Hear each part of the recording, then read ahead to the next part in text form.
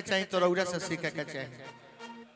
मैंने धरती आसमान जुटा दिले बनी रौरा, छोट से बड़ सभे कलाकार के जुटान कर दिले बनी। हमारे विपिन चाचा बनी तो आज हमने के जनेऊ के कार्यक्रम में बानी जा। अमित भैया के बबुआ आर्यन बाबू का जनेऊ बा, तो जनेऊ काहे बा? घर में लड़का भइल बा, जनेऊ लायक भइल बा, तब जनेऊ भइल बा। लड़का ना भय रही तो जनेऊ ना भय रही।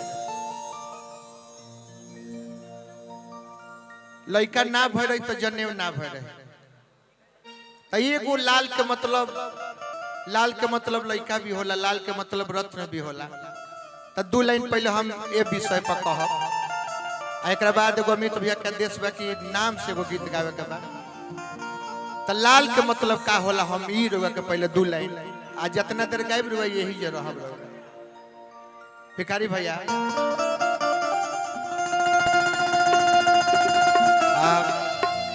अब पार लगी तो रुआ गायब ना, तब रुआ अपन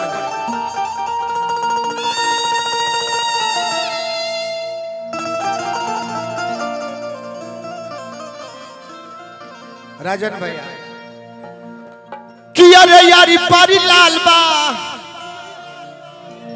दोहरावे के बाद कि अरे यारी पारी लाल बा, बीच में दरार बा, बीच रंग लाल बा, परी चटकार बा, लाल बा लाल बा लाल बा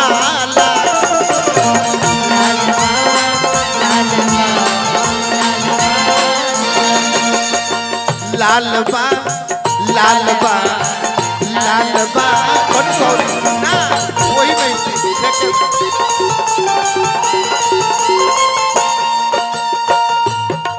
कि लाल बीन के तना अरे लोगनी अरे निसंतानी हो गई ये लाल बिन के तना लोगनी संतानी हो गई।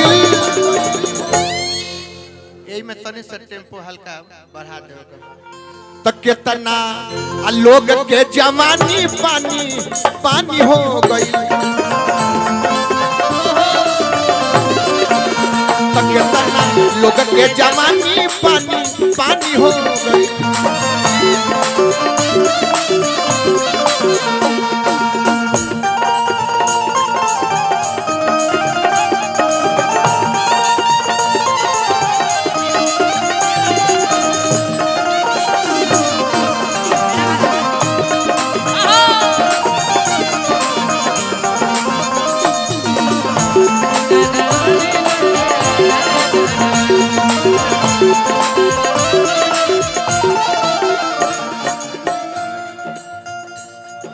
बहुत सुंदर गायक उतने बड़ व्यक्तित्व के मालिक हमरा मनोहर भाई हजारों हजार रुपया पुरस्कार भी दिले बनी।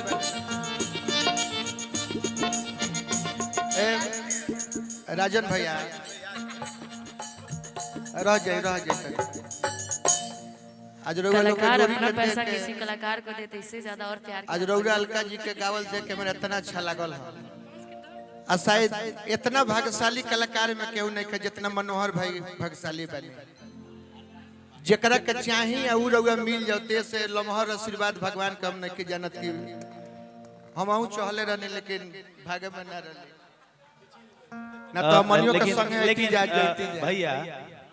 आपकी गायकी के जो अंदाज बने मतलब एकदम जो हमन के यहाँ भैया उत्तर प्रदेश बिहार में जो गावल जाले बिरहा के गायकी, और उत्तर प्रदेश में बिरहा की गायकी, और बिहार में जो नारदी विधा की गायकी, और गायकी के साथ लयदारी जो होले हम भैया बहुत देखा। हम दोनों का भाषा बोलत है, हमन के यहाँ थई थई बोला जाला, आप लोग के यहाँ दूसरा तरीका से बोला जाला।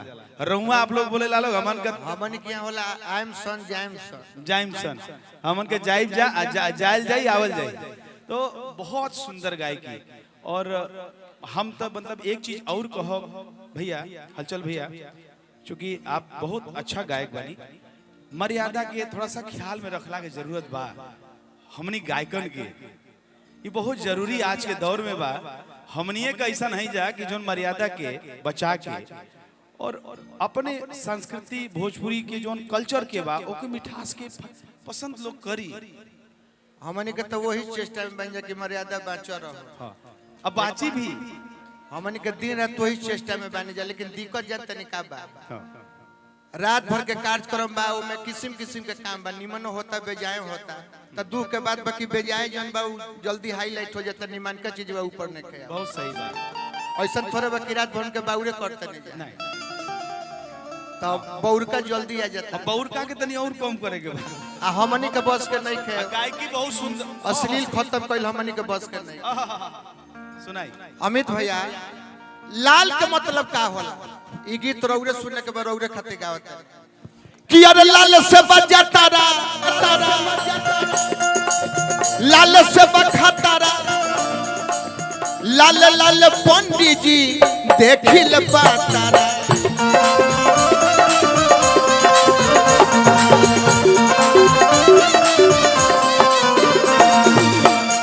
अरे लाल से बजा तारा, लाल से बखा तारा, लाल लाल पंडित जी देखिल पातारा।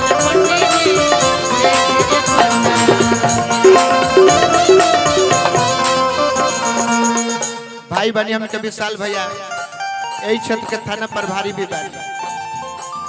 एक बार लाल सिग्नल ना रहे तो गया रूट में राजधानी एक्सीडेंट हो गया कि लाल बिना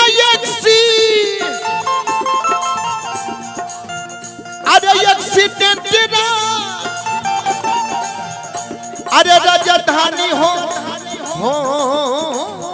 गई। लाल बिना एक्सीडेंट ना राजधानी हो गई। तो कितना लोग के जमानी पानी पानी हो गई। कितना लोग के जमानी पानी पानी हो।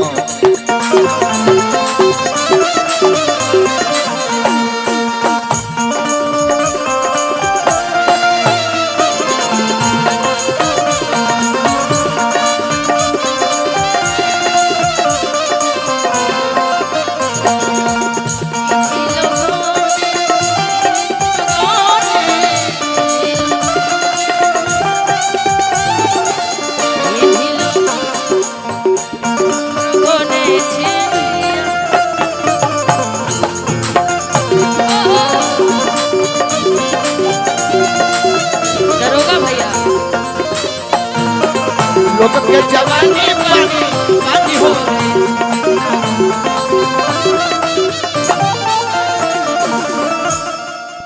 तने है ना चाचा आ जाई तने। ई लाइन स्पेशल हमरा अमित भैया खातिर, हमरा गोलू बबुआ, हमरा विशाल भैया, अमित भैया ए लाइन पर औरा ध्यान दे। अरे लाल में कितना गुण बा,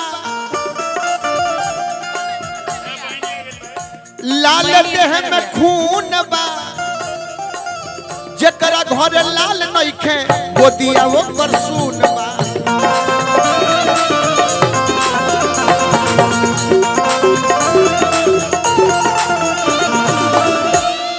अरे लाल में कितना गुण बा, लाल देह में खून बा, जकरा घर लाल नइखे गोदिया वो पर सुन।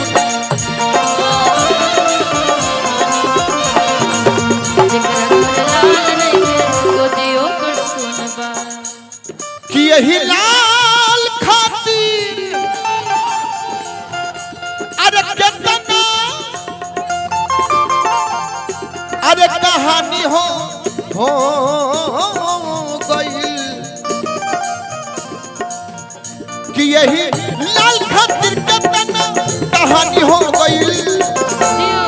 तो कितना ये हमरा पांडे परिवार से ही पुरस्कार बा।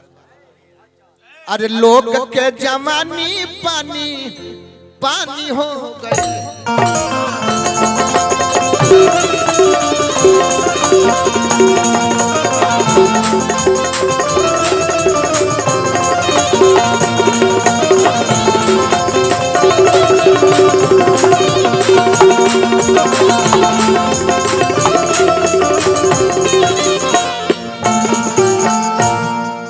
तो 2 लाइन अमित भैया के आदेश बा, एक पकड़ लेवे के बा।